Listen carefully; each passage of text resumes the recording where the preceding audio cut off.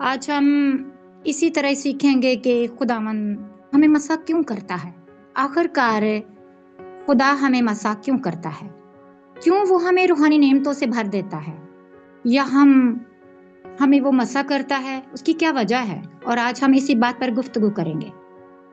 हम सब सीखेंगे कि खुदावंद की बड़ी और गहरी बातों को, कि जब वो हमें मसा कर देता है तो हमें क्या क्या करना है, किस तरह सब कुछ करना है। हम रोज यहाँ पर इकट्ठे होते हैं, हम खुदावंद की हमदो सिताइश करते हैं, उसका शुक्र अदा करते हैं, उसके कलाम को सीखने के लिए हम आते हैं। हम सिर्फ सुनने के लिए नहीं, बल्कि हम सीखते हैं। हालेलुया। हम सब खुदावंद के पाक कलाम को सीखने के लिए तैयार हैं।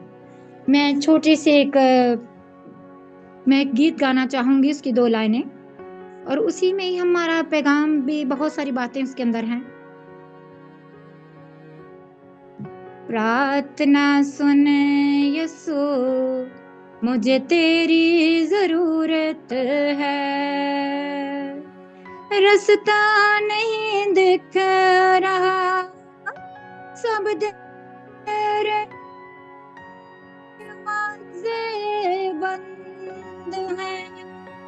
ये मेरा भरोसा, दरवाजा तू खोलेगा, कोई न बंद कर सकेगा।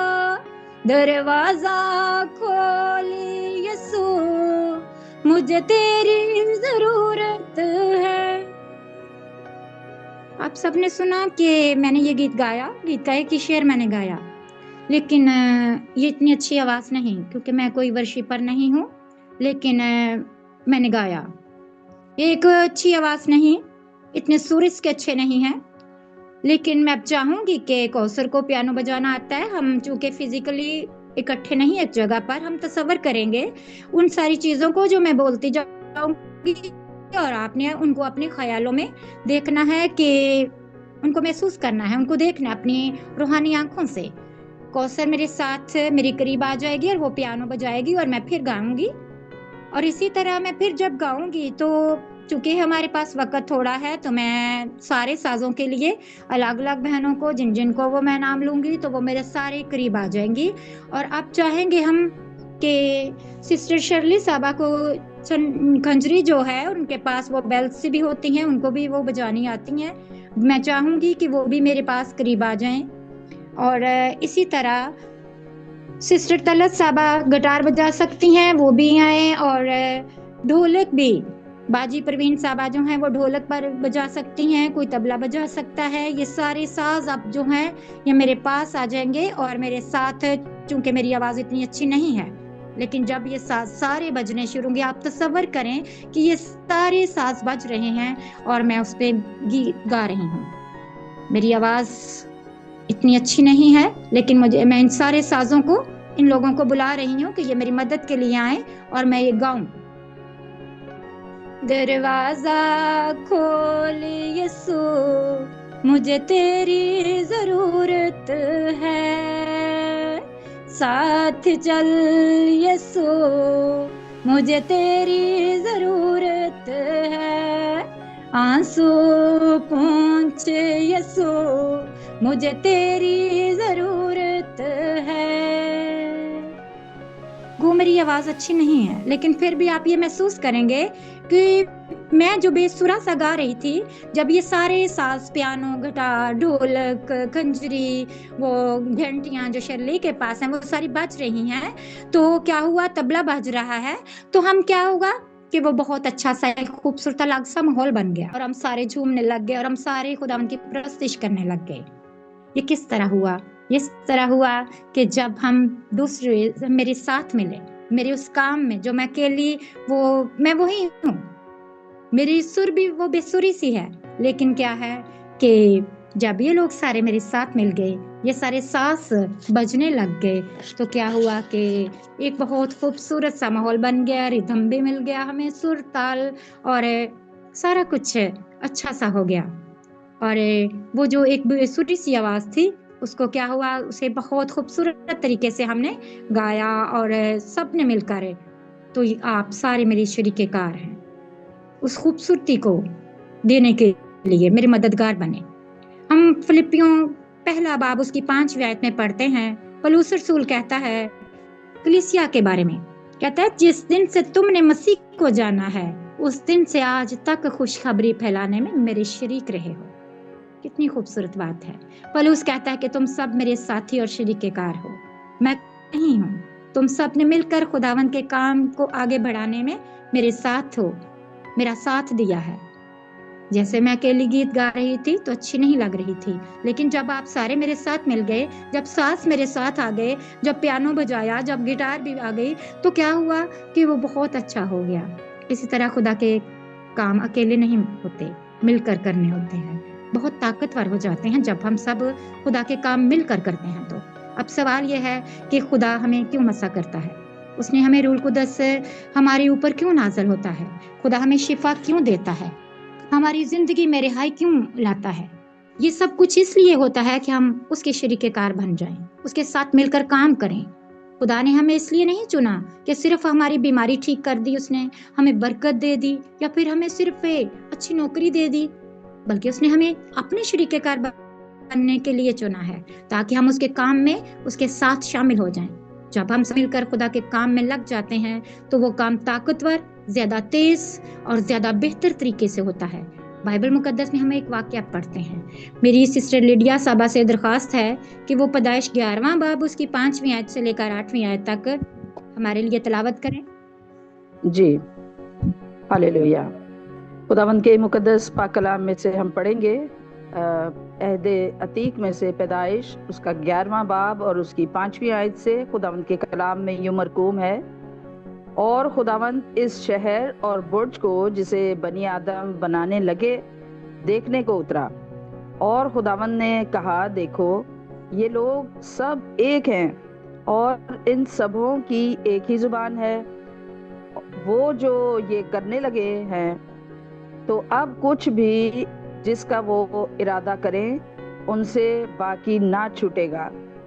सो आओ हम वहां जाकर उनकी जुबान में इख्तिलाफ डालें ताकि वो एक दूसरे की बात समझ ना सकें।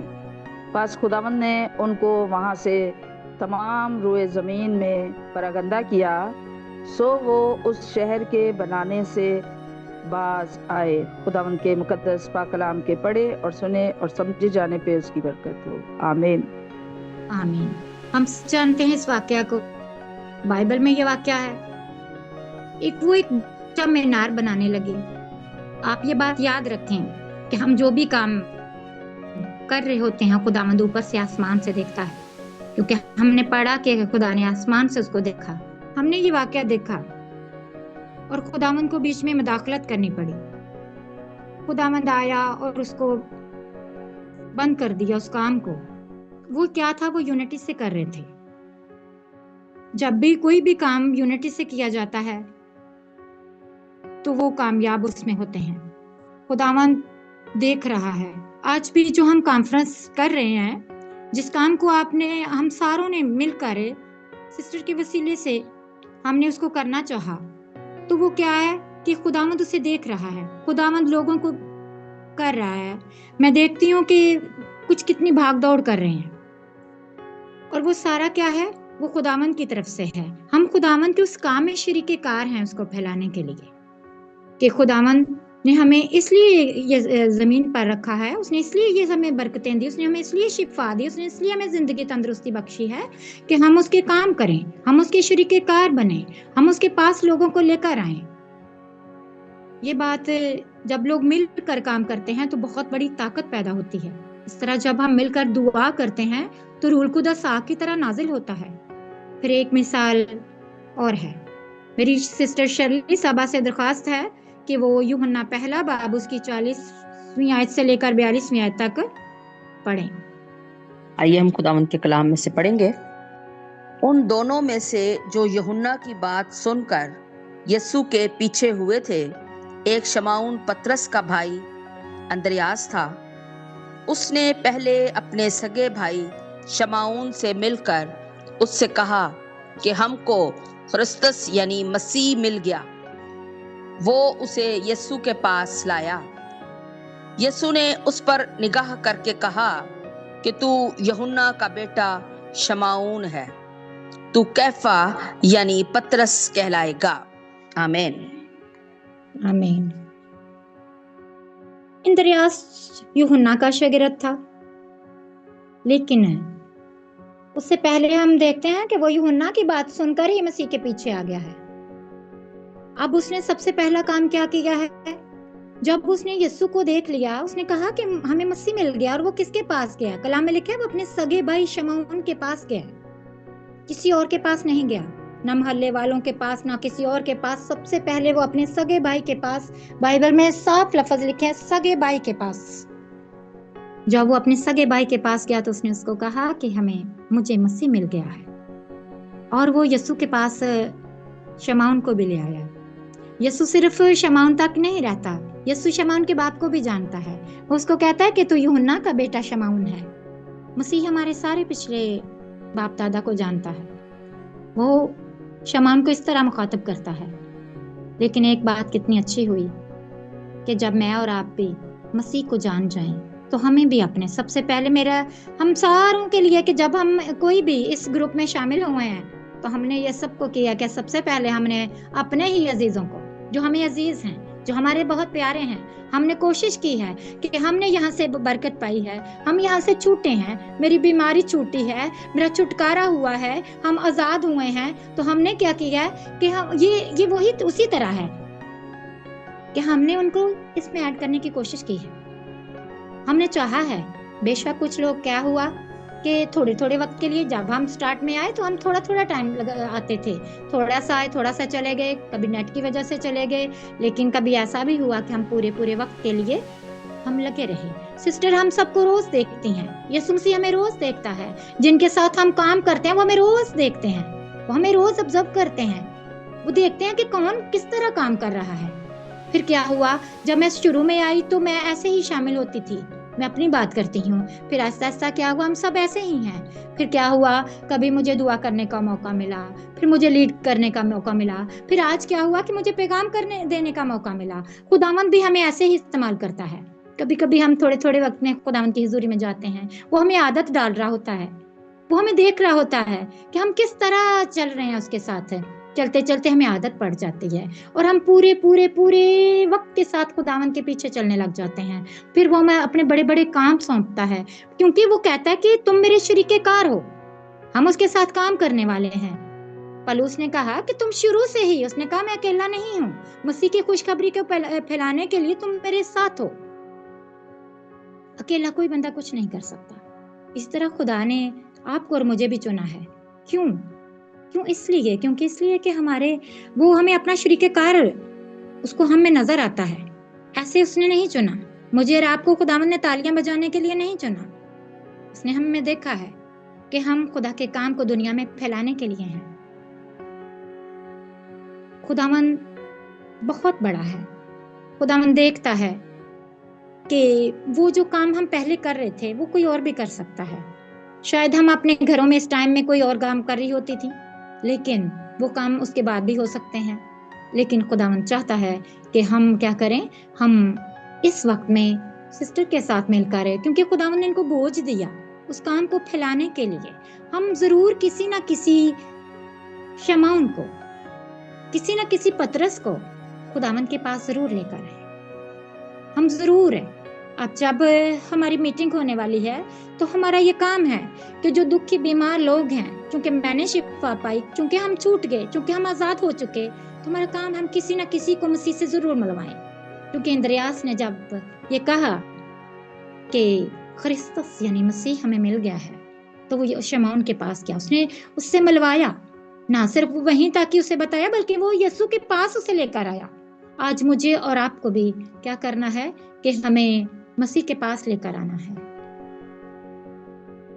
हमारा मसा, हमारी शिफा, हमारी निजात, ये सब इसलिए हैं कि हम किसी और को भी यीशु के पास ले आए। कलाम में लिखा है कि सबसे पहले तुम उसकी रास्तबाजी की तलाश करो तो बाकी चीजें भी तुम्हें मिल जाएंगी। सबसे पहले हमने मसीह के काम करने हैं, उसके शरीकेकार बनना है, तब सारी चीजें दुनिया की जो हैं, सारी खूबसूरत अच्छी चीजें खुदा ने हमारे लिए बनाई हैं, लेकिन हमने उससे लेनी है। और उस लेने का तरीका यही है कि सबसे पहले हम उसके खुशखबरी के पैगाम को फैलाने के लिए किसी ना किसी हमें दरियास बन करे, किसी ना किसी शमाउन को मसीह के पास जरूर लेकर आए, मसीह यस्सु के साथ जरूर मिलवाएं। हम मिलकर जब काम करते हैं, हम कोई एक मसीही खिदमत अकेले नहीं होती, मिलकर करने का नाम है। खुदावंद मुझे और आपको इस पाक कलाम के ऊपर अमल करने की तौफीक बख्शे और हमें बरकत दे, हम बरकत पाएं और हम किसी ना किसी शमाउन को मसीह के पास जरूर लेकर आए। खुदावंद हम सबको बरकत दे और खुदावंद के पाक कलाम के पढ़े सुने जाने पर उसकी बरकत हो। आमीन।